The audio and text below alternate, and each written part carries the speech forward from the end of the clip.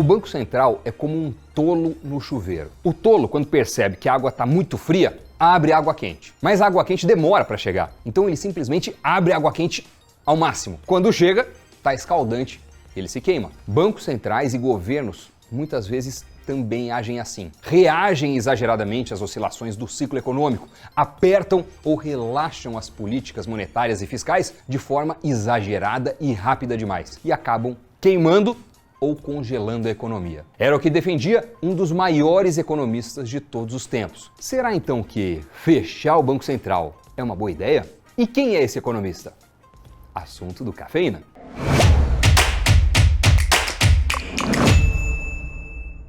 Olá, o Cafeína tá no ar. Olha, você com certeza ouviu não faz muito tempo sobre uma proposta durante a disputa eleitoral na vizinha Argentina sobre acabar com o Banco Central. Talvez você tenha lido repercussões, notícias, análises a respeito disso, dizendo que era um absurdo, impraticável, essa medida não tinha pé nem cabeça. Eu vi algumas dessas análises por aí. Mas acho que você ainda não deve ter visto em nenhum outro lugar o ponto que a gente vai trazer aqui. No caso da Argentina, o então candidato Javier Milei disse que o Banco Central é uma instituição nociva e desnecessária, que só serve para financiar o governo e gerar inflação. Palavras dele na época. Pode ter sido o mais recente, mas está longe de ser o primeiro economista a aventar a possibilidade do fim dessa instituição. Já vou chegar lá, mas antes, vamos falar sobre a função clássica do Banco Central. Os bancos centrais são instituições públicas ou semipúblicas que usam ferramentas de política monetária, como a taxa de juros, para trabalhar com a oferta de moeda na economia, para regular essa oferta. Existem três objetivos principais da política monetária moderna. O primeiro é a estabilidade de preços, a estabilidade no valor do dinheiro, manter a inflação baixa e controlada, não zerada, muito menos negativa, positiva, mas baixa e sob controle. O segundo é alcançar um nível elevado de emprego e um crescimento econômico sustentável. O terceiro, proporcionar estabilidade do sistema financeiro. Isso inclui um sistema de pagamentos eficiente, estratégias para prevenir crises financeiras e por aí vai. Alguns podem descrever de maneira diferente, outros resumir ainda mais, dizendo que a meta é o pleno emprego com inflação controlada, mas em resumo esses são os targets principais. Os bancos centrais podem ter diferentes graus de autonomia em relação ao governo, dependendo do país, do regime político, ser mais ou menos independentes, sujeitos a maior ou menor interferência. Voltando um pouquinho na história, os bancos centrais não são uma invenção recente. O primeiro banco central do mundo foi o Banco da Suécia, fundado em 1668 e que continua em operação ainda hoje. Desde então, vários outros países foram criando seus próprios bancos centrais, seguindo modelos diferentes. O Banco Central da Inglaterra, por exemplo, que se tornou um dos mais respeitados do planeta,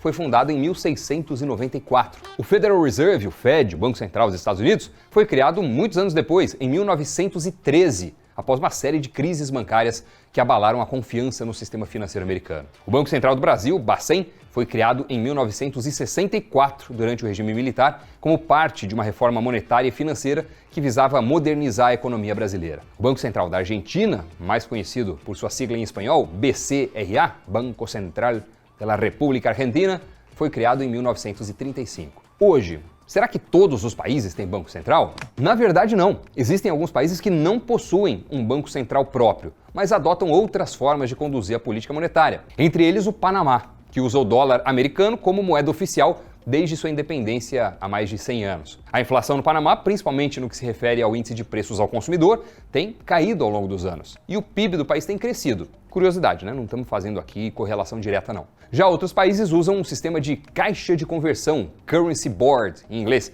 em que a moeda local do país é atrelada a uma estrangeira ou a uma cesta de moedas, fazendo com que a oferta seja determinada pela demanda por reservas internacionais e não por uma autoridade central própria do país. Esse é o caso de Hong Kong. A região funcionava sem um banco central, mas adotou um banco central independente chamado Hong Kong Monetary Authority, também conhecido pela sigla HKMA, isso em 1983. A organização lastreia a moeda local ao dólar americano. Além disso, o sistema de conselho monetário de Hong Kong permite que os bancos emprestem dinheiro uns aos outros em caso de necessidade, fornecendo assim a função de emprestador de última instância. Como eu falei lá no começo, o tema da necessidade do Banco Central ou não, voltou à pauta particularmente nos últimos meses por conta da catástrofe econômica em que se encontra a Argentina. O peso, que já foi uma das moedas mais fortes do mundo, viu seu poder evaporar. O país tem inflação mensal de 2 dígitos, já ultrapassa com folga os 100% em 12 meses. Se analisar a velocidade com que a inflação está correndo na ponta mais recente, alguns cálculos apontam que chegaria a 200%, 300% ao ano. Enfim, em 10 anos, o peso argentino já perdeu mais de 99% do seu valor frente ao dólar.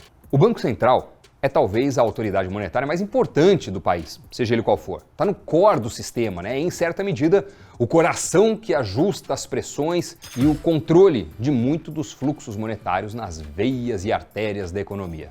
E qual seria, então, a vantagem de não ter um Banco Central? Segundo os defensores dessa tese, evitar a interferência política. Romper a possibilidade de que o governo, ou o governante, ou o interesse escuso da ocasião possa meter o dedo na política monetária, gerando distorções na economia, como inflação, desvalorização cambial, endividamento público, crises financeiras. Um Banco Central mal conduzido ou com muita interferência seria basicamente inflacionário, deletério para o país. Em vez de controlar a inflação, sua função principal, faria o oposto, jogando diesel na fogueira. Agora, voltando ao início da provocação, o interessante é que a gente pode ter ouvido agora esse debate, mas a ideia já foi defendida por economistas bem antes de 2023, inclusive aventada por um dos maiores economistas de todos os tempos, um catedrático de calibre e renome internacionais, Milton Friedman. Ele fez duras críticas ao papel dos bancos centrais e chegou a questionar se eles realmente eram necessários. Ganhador do Nobel de Economia em 1976,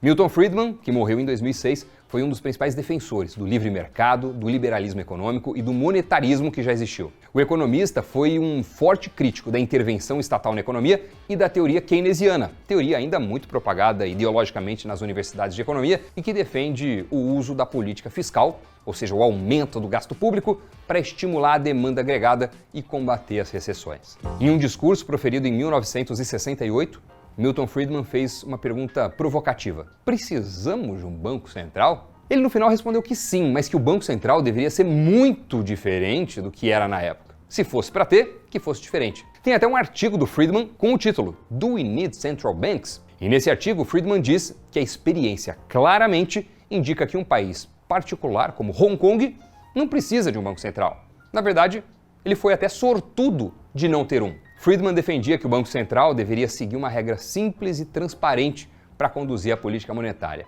Aumentar a oferta de moeda em uma taxa constante e previsível, igual à taxa de crescimento do produto potencial da economia. O papel do governo deveria ser limitado a apenas garantir as regras do jogo. O Friedman chegou a argumentar que o Banco Central deveria ser substituído por um computador, que seguiria uma regra pré-estabelecida para aumentar a oferta de moeda automaticamente, sem nenhuma discricionariedade ou influência política. Lembra um pouco até a ideia de um tal de Satoshi Nakamoto, de um tal de Bitcoin, né não? E como ficariam as instituições dos países que não têm Banco Central no caso de uma crise, né? Já que normalmente o BC entra como emprestador de última instância para evitar uma quebradeira geral. Na visão do Friedman, embora seja útil em teoria, essa função de emprestador de última instância, na prática, pode ser até prejudicial.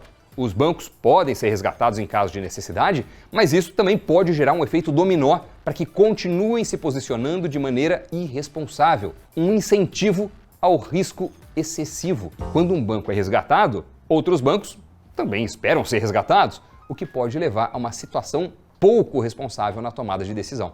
Nessa visão, seria melhor deixar eles falirem mais cedo do que mais tarde, porque assim, em termos agregados, os danos causados seriam menores. Olha, o Milton Friedman era um cara genial. Vale ver alguns vídeos dele, tem aí no YouTube, dá uma pesquisada. E ele explicou com uma metáfora o grande risco dos bancos centrais: agir como um bobo no chuveiro, um tolo no chuveiro. A fool in the shower. O Friedman falava que os bancos centrais muitas vezes agiam como tolos no chuveiro.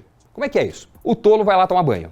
Quando ele percebe que a água está muito fria, ele vai, abre a água quente. Só que a água demora um pouco para chegar, para esquentar, tem um delay. Então o tolo simplesmente vê aquilo e fala, oh, tá gelado ainda, e abre a água quente no máximo. Quando ela chega, bom, tá pelando, escaldante, e com isso o tolo no chuveiro se queima. Da mesma forma, leva tempo para as mudanças na política monetária surtirem efeito. Isso faz com que qualquer mudança feita para estimular uma economia tenha delay. São atrasos longos e atrasos variáveis. O tempo entre quando uma mudança na política monetária é executada e as mudanças no desempenho econômico podem ser observadas, esse tempo pode ser de 6 meses, de anos, o intervalo não é constante. Uma ação como a redução da taxa de juros pode levar meio ano, pode levar 2 anos para ser totalmente integrada, incorporada na economia e se traduzir em mudanças nos empréstimos, nos investimentos, na produção real e, por fim, nos preços ao consumidor. Então, segundo Milton Friedman, há casos e um risco enorme do Banco Central agir como um tolo no chuveiro.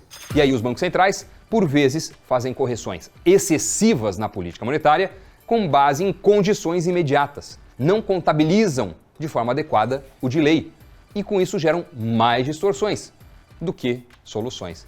Queimam a economia. Em resumo, a tese do tolo no chuveiro é o cenário em que bancos centrais ou governos reagem exageradamente às oscilações do ciclo econômico e apertam ou relaxam as políticas monetária e fiscal de forma demasiada e rápida demais, sem esperar para avaliar o impacto inicial das suas ações. Legal, né? Bem interessante toda essa história. Olha, importante fazer um disclaimer. O nosso objetivo aqui não é defender a existência ou a abolição do Banco Central, tá? Não é isso não. Tanto é que eu enfatizei que o Banco Central é hoje uma espécie de coração monetário da economia da maioria dos países. O que a gente quis foi trazer a provocação, a reflexão e mostrar que até mesmo gente graúda, respeitada, Nobel de Economia, analisou, cogitou e por vezes defendeu a possibilidade de uma economia sem Banco Central. Qual é a sua opinião? Funcionaria não ter Banco Central aqui no Brasil? O que é que você acha? Comenta aí pra gente ver o que é que você está pensando. Valeu, pessoal, muito obrigado pela companhia aqui no Cafeína, muito obrigado por se inscrever no Invest News. A gente se encontra no próximo programa, hein? Valeu, tchau!